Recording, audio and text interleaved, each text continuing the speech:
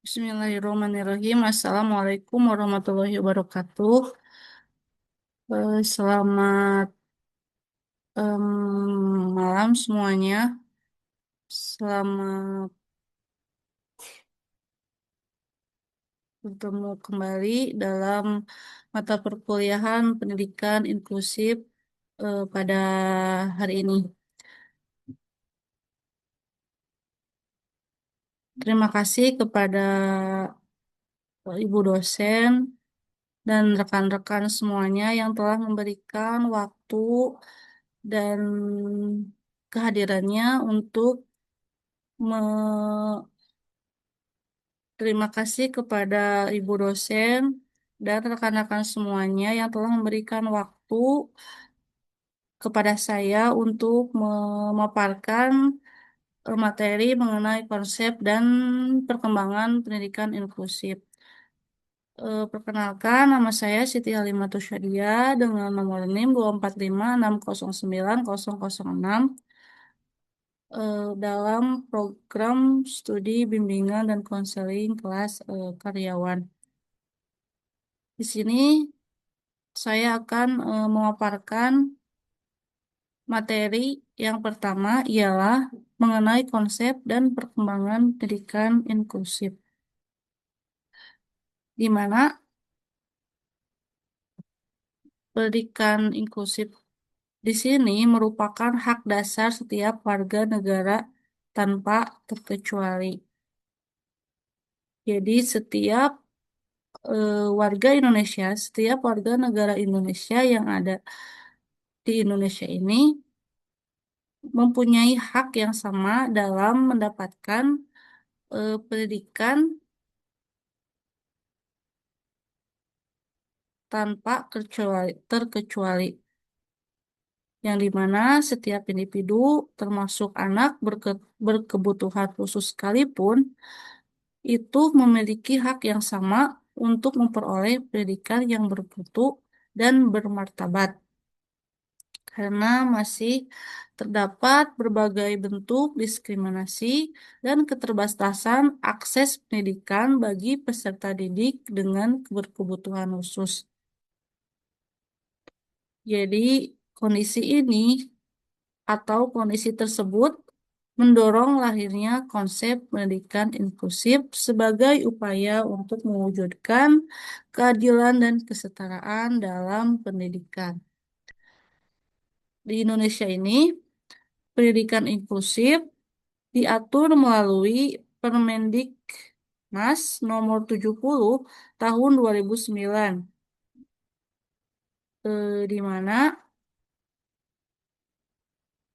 undang-undang ini membahas mengenai pendidikan anak berkebutuhan khusus yang membangun atas komitmen sejak Undang-Undang Pendidikan Nomor 12 Tahun 1954 dan Program Pendidikan Terpadu pada 1980-an. Konsep ini sejalan dengan Undang-Undang 1945 Pasal 31 yang menjamin hak pendidikan bagi setiap warga negara.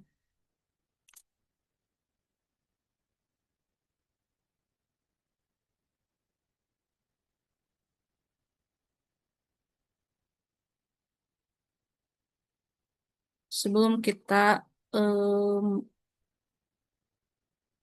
membahas kepada materi inti, di sini saya akan merumuskan masalah dari presentasi saya malam ini, di mana saya akan membahas mengenai apa sih yang dimaksud dengan pendidikan inklusif itu, kemudian bagaimana konsep dasar pendidikan inklusif, yang ketiga bagaimana perkembangan pendidikan inklusif itu di Indonesia. Dengan melihat rumusan masalah tersebut, saya eh, menginginkan materi itu tercapai dengan tujuan nantinya bisa menjelaskan pengertian pendidikan inklusif. Kemudian bisa menguraikan konsep dasar pendidikan inklusif. Yang ketiga itu mendeskripsikan perkembangan pendidikan inklusif di Indonesia. Oke, tanpa berlama-lama, kita akan masuk pada materi yang pertama, di mana materi yang pertama ialah pengertian pendidikan inklusif. Di sini, pendidikan inklusif itu adalah sistem pendidikan yang terbuka bagi semua peserta didik, termasuk anak berkebutuhan khusus atau ABK, tanpa diskriminasi, di mana anak-anak belajar bersama dalam satu kelas reguler dengan dukungan yang disesuaikan. Kemudian, pada prinsip ini, eh,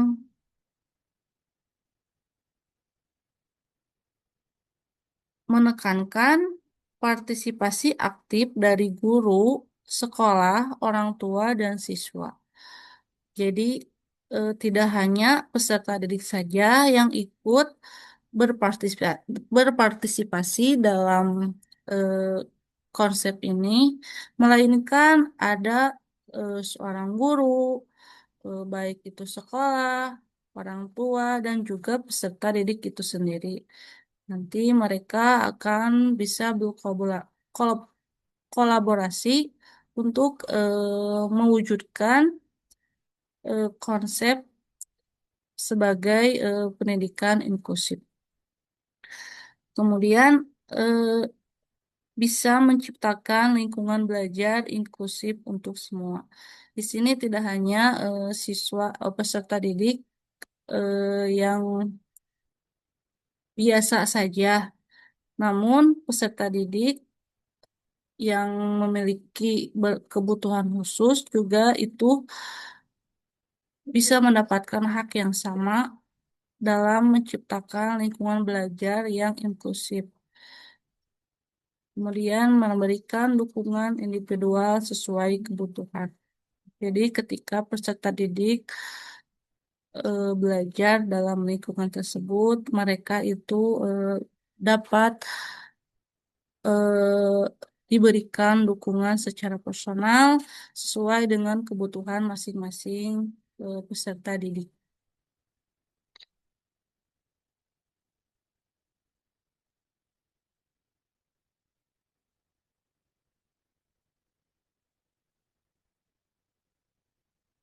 Jadi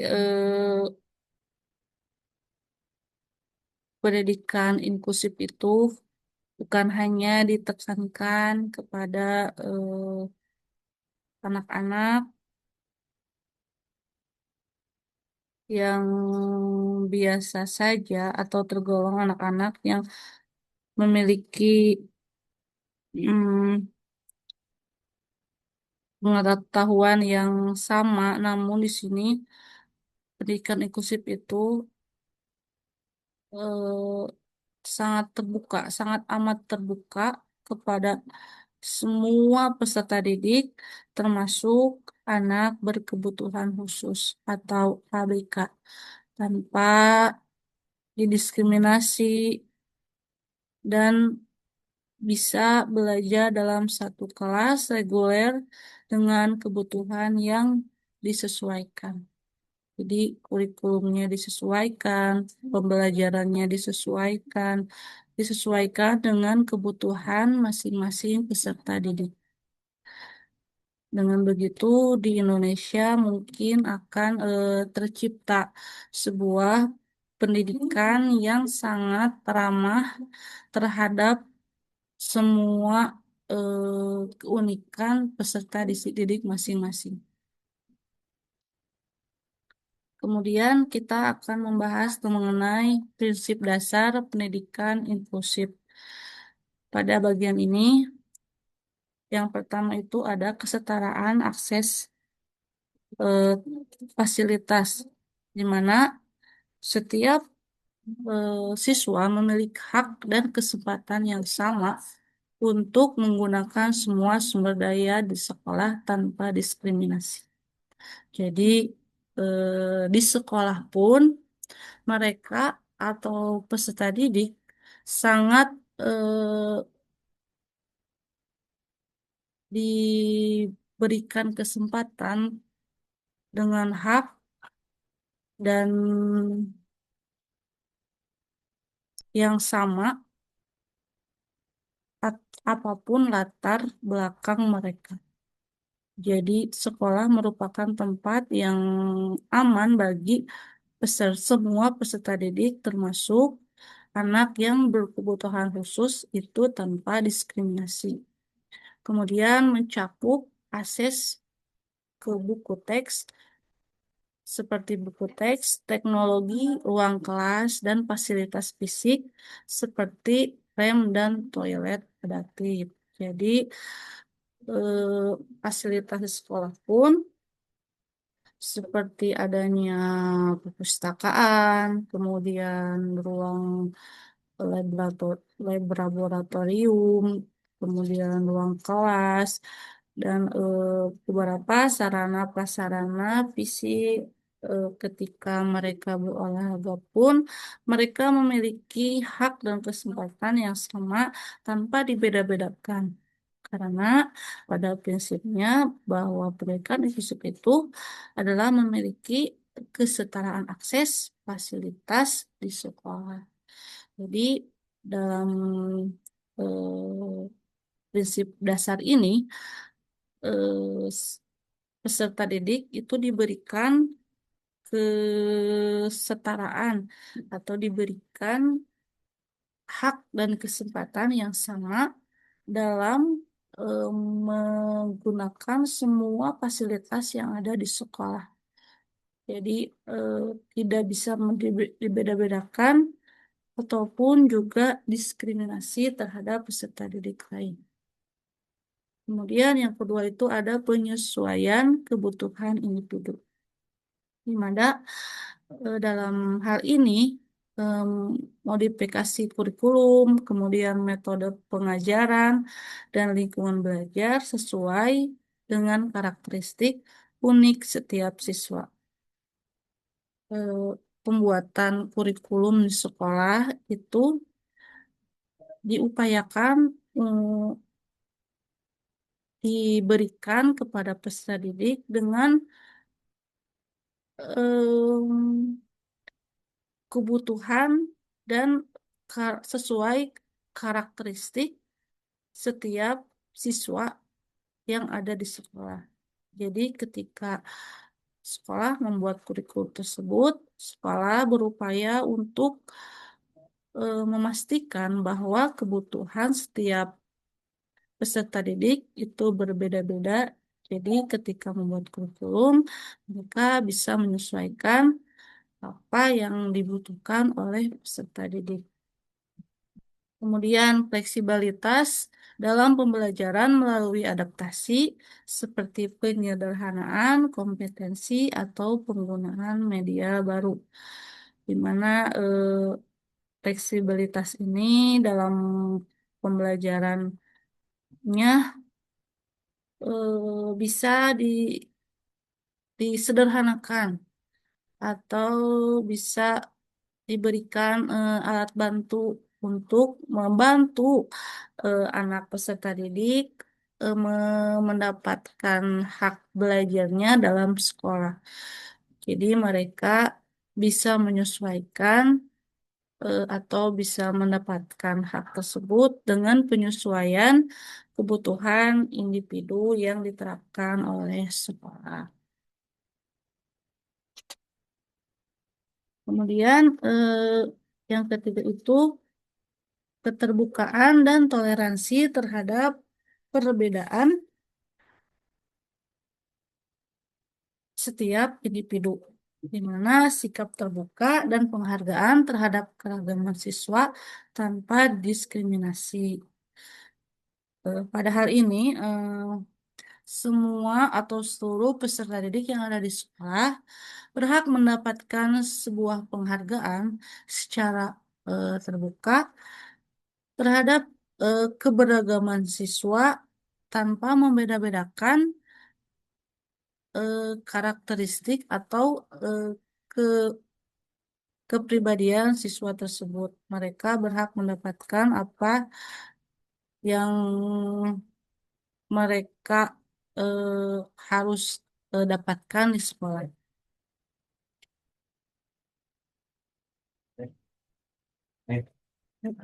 Bangun bangun. Di Barego. Mau ikan nyandung, mau No. nang video. Arkas kamari ka mana wae pengen bari ya nyen meuli naon. Ibuku poe nang bulanan butuh. Oh, Maret atau Hari Februari naon. oh kabarnya paling beli itu non THT 800.000 ujung PPDB. Tapi acan.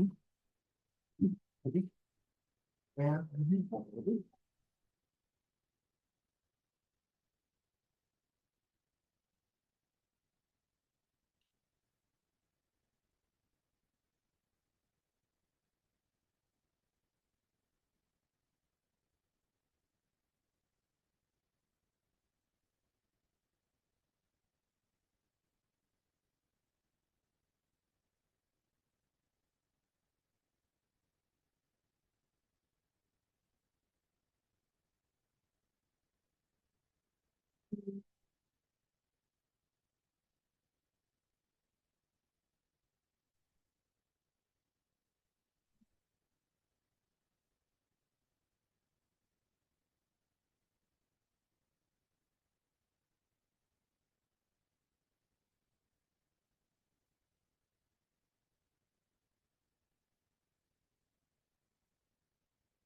Hmm.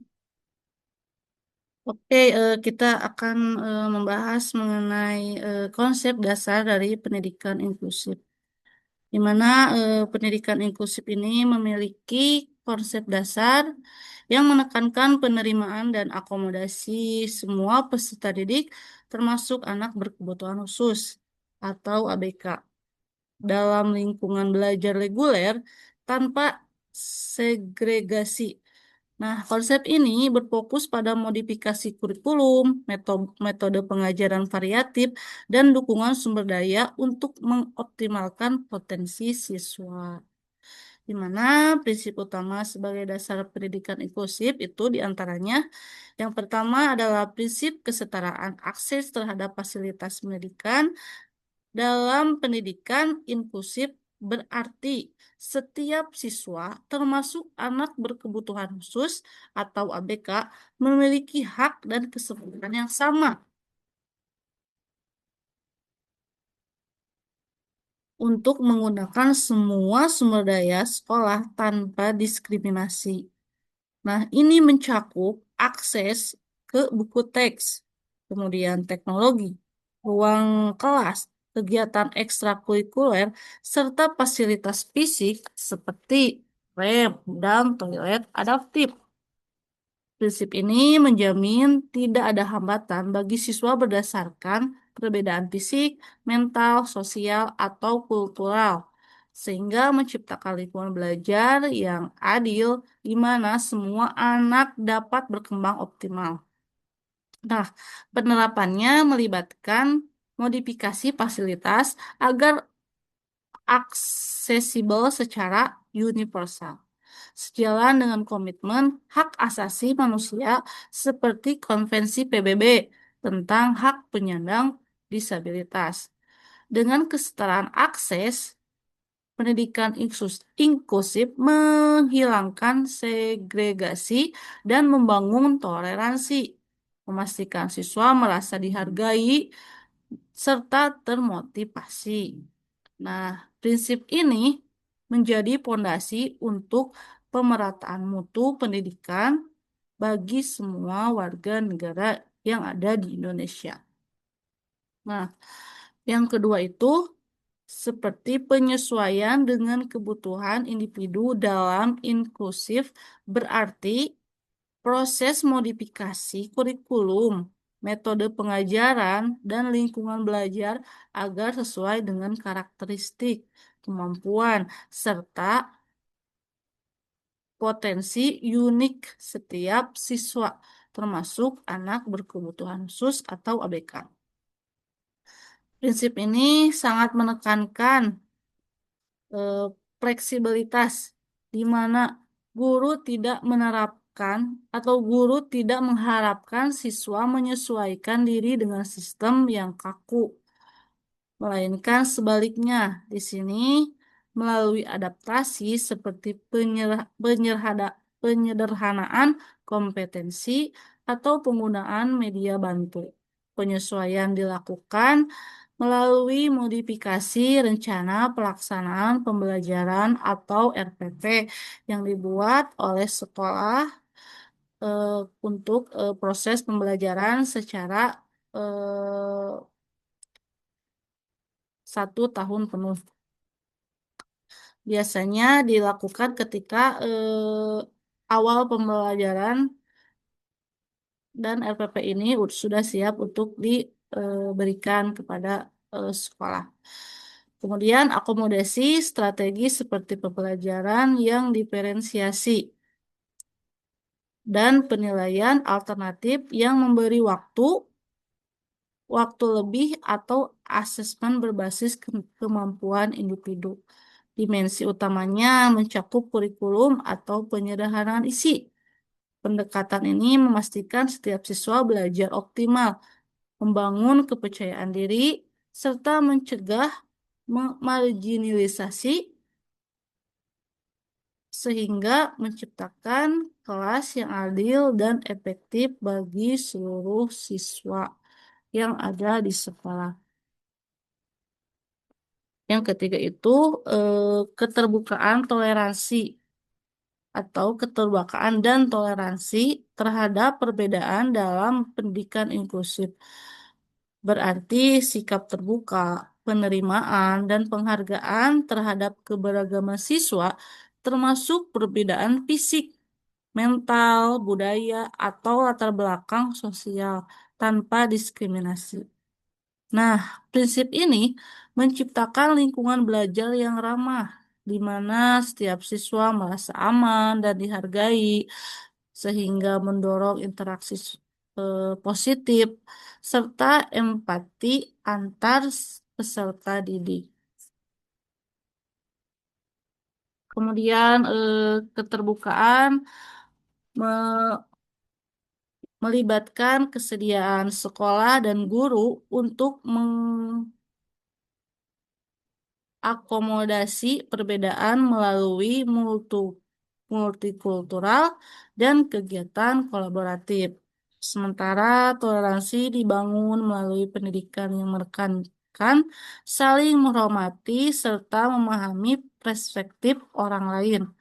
Ini menjadi fondasi untuk mengurangi prasangka dan membentuk masyarakat inklusif yang harmonis. Implementasi prinsip ini meningkatkan keterampilan sosial siswa, mengurangi bullying, kemudian mempersiapkan mereka menghadapi dunia nyata yang beragam, sejalan dengan nilai-nilai hak asasi manusia. Kemudian yang keempat itu ada pelibatan aktif siswa serta stakeholder, di mana dalam pendidikan inklusif berarti partisipasi penuh dan kolaboratif dari siswa, guru, orang tua, komunitas, serta pihak terkait lainnya. Dalam setiap aspek proses belajar mengajar. Prinsip ini menekankan peran siswa sebagai objek aktif yang berkontribusi melalui diskusi, proyek kelompok, dan umpan balik. Sementara stakeholder memberikan dukungan melalui kemitraan seperti pelatihan guru dan monitoring bersama. Pelibatan siswa dilakukan melalui strategi seperti pembelajaran berbasis kelompok heterogen, kegiatan ekstrakurikuler inklusif, dan mentoring antar siswa untuk membangun rasa memiliki. Stakeholder tersebut via forum, orang tua guru, advokasi, kebijakan, dan penyediaan sumber daya komunitas agar lingkungan belajar menjadi sportif secara holistik. Pendekatan ini meningkatkan motivasi belajar, hasil akademik, serta keterampilan sosial, sambil memastikan berkelanjutan program inklusif melalui komitmen bersama. Yang kelima, itu ada pemerataan mutu dalam pendidikan inklusif.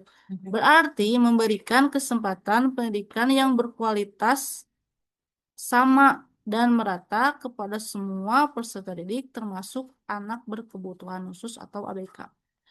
Di mana melalui sistem ini pembelajaran yang bervariasi untuk meningkatkan standar secara keseluruhan. Prinsip ini menjamin tidak ada pembedaan layanan berdasarkan kemampuan, sehingga lembaga pendidikan inklusif mampu menampung semua anak yang sebelumnya terpinggirkan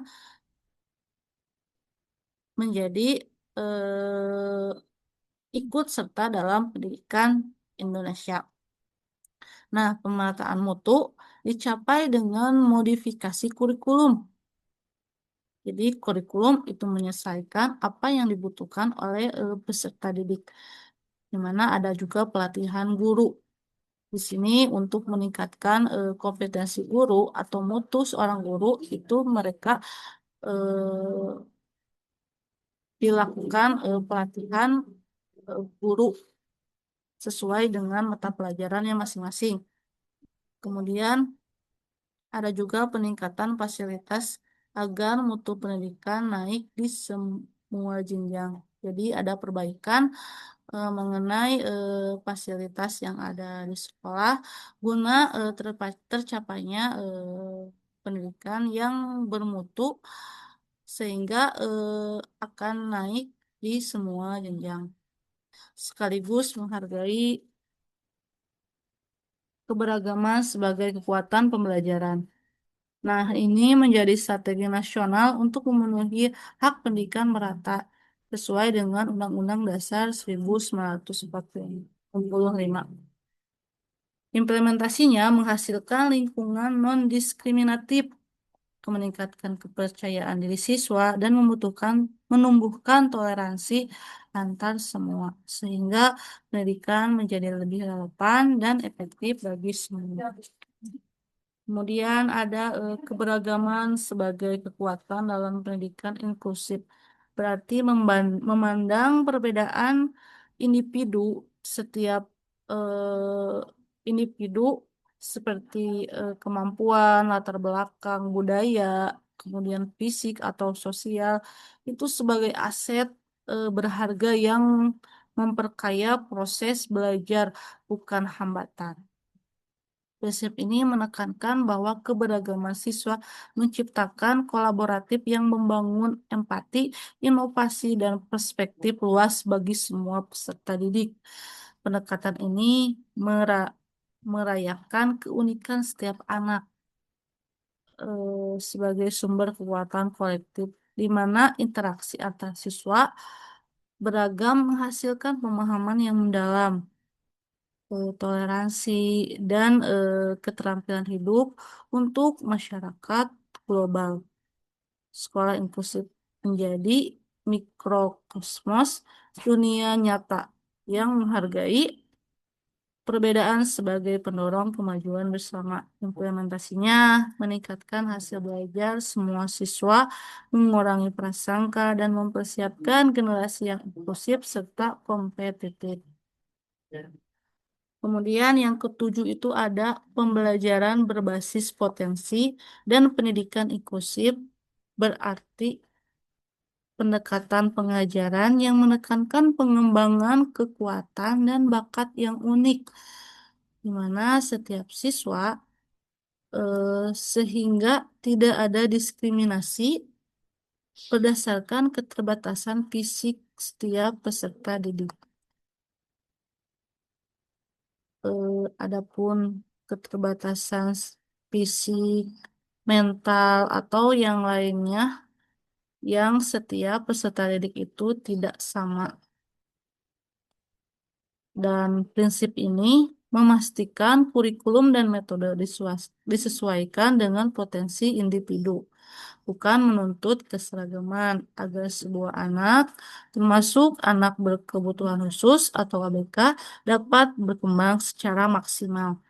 Setiap siswa dianggap memiliki potensi dasar berbeda yang menjadi dasar strategi pendidikan seperti diferensiasi pembelajaran atau individualis education program IEV, menghindari penilaian semata berdasarkan standar normal.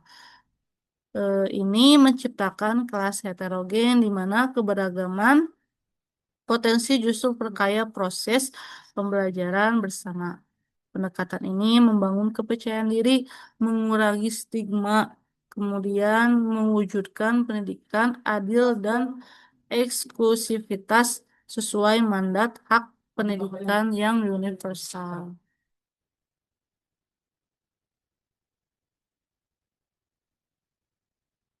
Nah, di sini ada ada beberapa perubahan atau perkembangan pendidikan inklusif yang berada di Indonesia, di mana pada tahun 1970-an pendidikan inklusif ini mulai ada dengan sekolah khusus atau disebut dengan SLB untuk anak berkebutuhan khusus.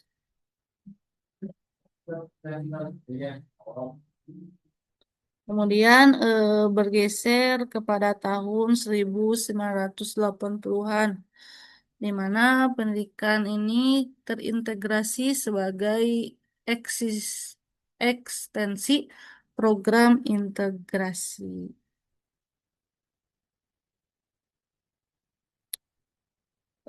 Tonggak penting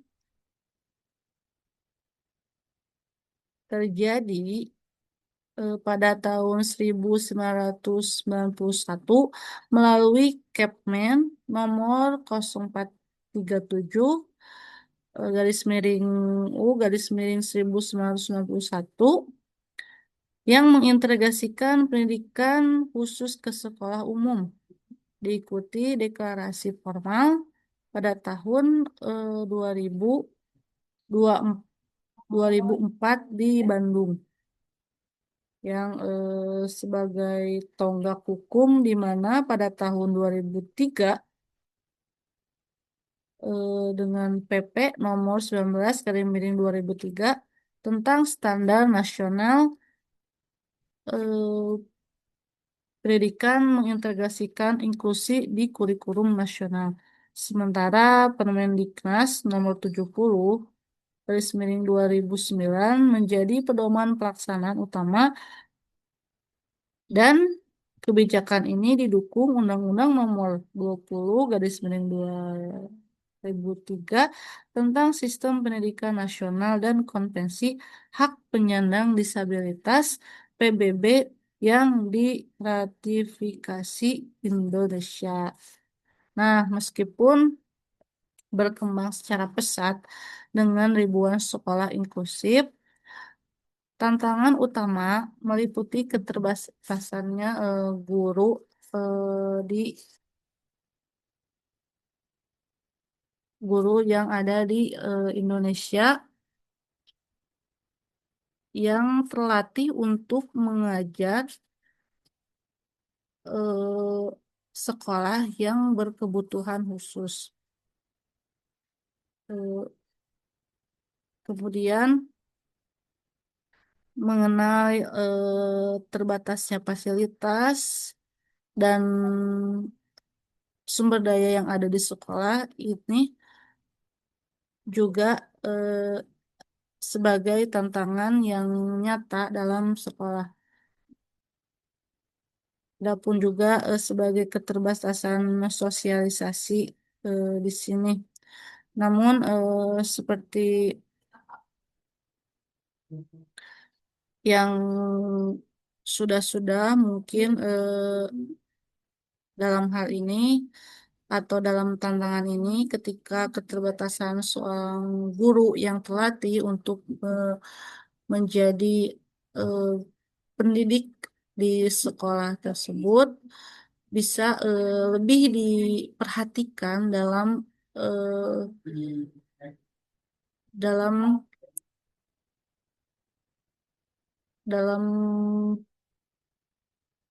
keberadaannya dalam dunia pendidikan. Mungkin mereka bisa diberikan pelatihan-pelatihan yang tidak memakai biaya pribadi, melainkan disediakan oleh pemerintah supaya lebih cepat atau supaya em, lebih mudah untuk mereka mengikuti pelatihan tersebut. Dan bisa juga dengan memberikan bantuan operasional sekolah terhadap eh, guru-guru yang dikhususkan untuk belajar, untuk mengajar di sekolah inklusif ini dengan anggaran yang bisa dialokasikan untuk peningkatan mutu dalam guru yang mengajar di sekolah tersebut atau sekolah inklusif ini. Nah, di sini juga ada beberapa kemajuan yang dicapai dalam eh, proses terjadinya pendidikan inklusif ini, di mana ribuan sekolah inklusif ini telah berkembang. Dan di Indonesia ini untuk sekarang atau dari tahun ke tahun terdapat penambahan jumlah sekolah inklusif yang berada di Indonesia. Jadi untuk anak yang berkebutuhan khusus itu sekarang sudah merasa lega atau merasa lebih mudah untuk mendapatkan akses pendidikan yang ada di Indonesia ini dengan tersedianya banyak sekali sekolah inklusif yang ada di Indonesia pada saat ini. Kemudian ada program Student Support Center di sekolah swasta seperti Cikal menunjukkan kemampuan lokal. Ini jadi ketika mereka atau ketika ada program Student Support Center ini, di mana sekolah swasta itu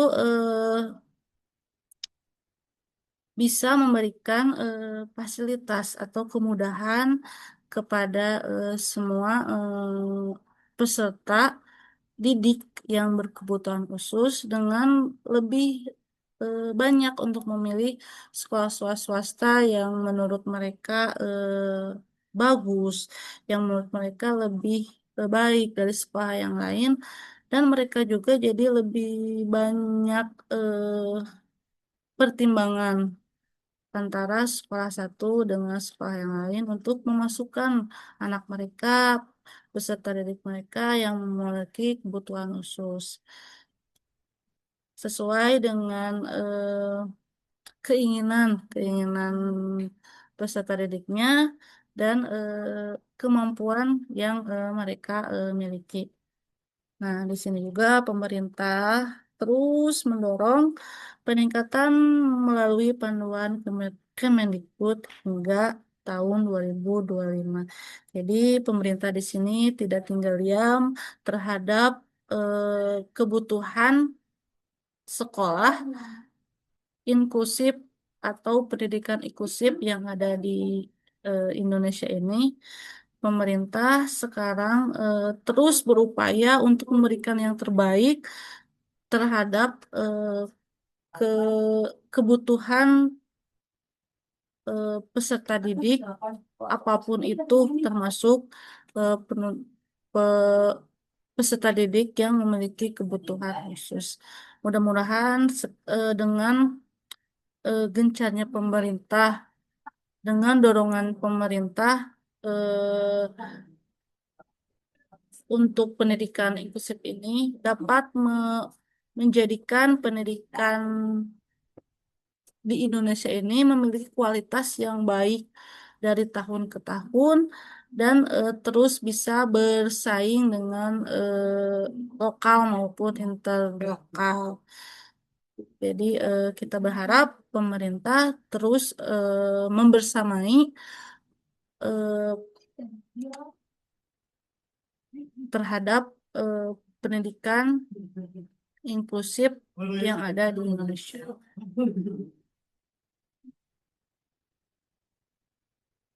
Nah, alhamdulillah dengan materi yang telah saya paparkan tersebut, mudah-mudahan kita bisa menjadi seseorang yang ikut serta dalam perkembangan pendidikan yang ada di Indonesia ini agar kualitasnya itu makin hari makin bagus supaya negara ini bisa bersaing dimanapun dan kapanpun. Dan kesimpulannya, di mana eh, pendidikan inklusif ini merupakan paradigma pendidikan modern yang menjamin akses berkualitas bagi semua siswa, termasuk anak berkebutuhan khusus, melalui prinsip kesetaraan akses, penyesuaian individu, toleransi perbedaan, dan pelibatan aktif pemerataan mutu, keberagaman sebagai kekuatan, dan pembelajaran berbasis potensi.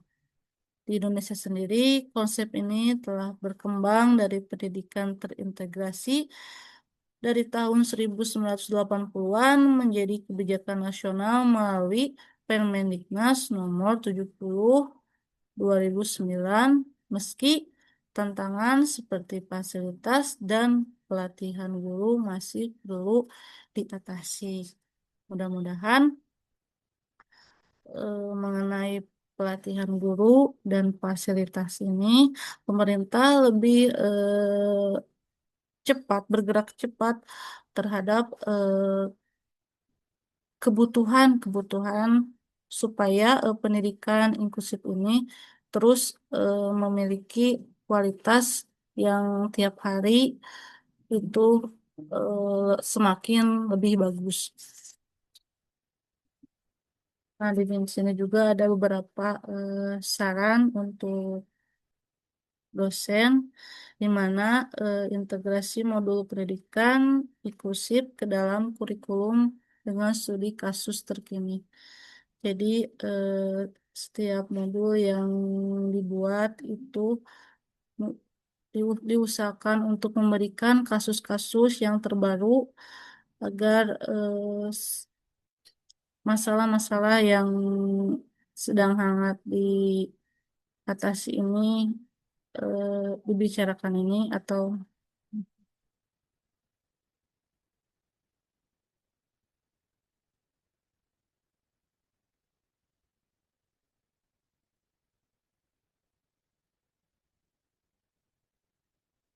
untuk sekian pemateri dari pemaparan materi dari saya mudah-mudahan em, bisa menambah wawasan kita semua khususnya untuk diri saya pribadi umumnya untuk semua.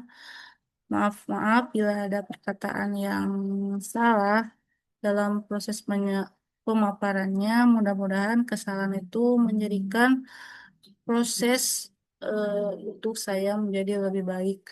Saya ucapkan terima kasih kepada semuanya. Assalamualaikum warahmatullahi wabarakatuh.